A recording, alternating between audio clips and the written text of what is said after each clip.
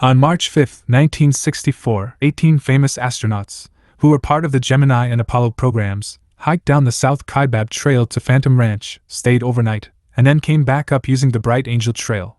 The trip was part of a geological training program, a NASA official said. The trip will prepare the astronauts to be competent geologic observers, to know what they're looking at and how to properly observe geologic features on the lunar surface they may encounter. Alan Shepard, the first American in space, and Scott Carpenter, the second American to orbit the Earth, were the most well-known, leading a group of new astronauts who had not yet been into space.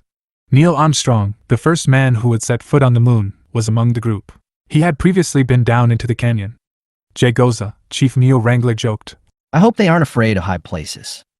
After a briefing on the rim, they went down South Kaibab Trail in small groups with the geologist teaching them about the rocks along the way.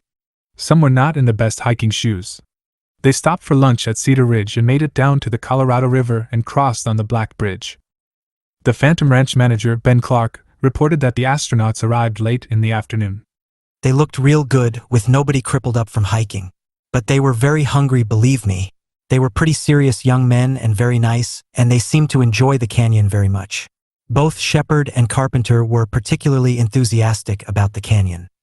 The swimming pool water temperature was down to 39 degrees, and none of the astronauts felt like taking a dip.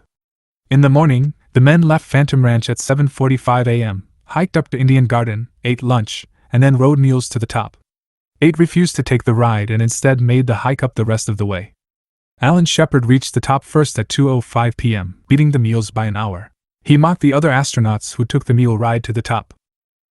The following day, the group met with Boy Scouts and held a press conference.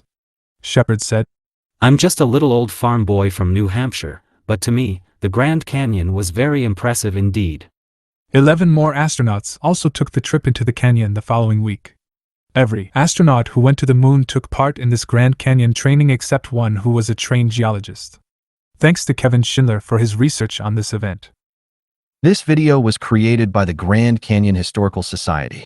Visit us and become a member at grandcanyonhistory.org.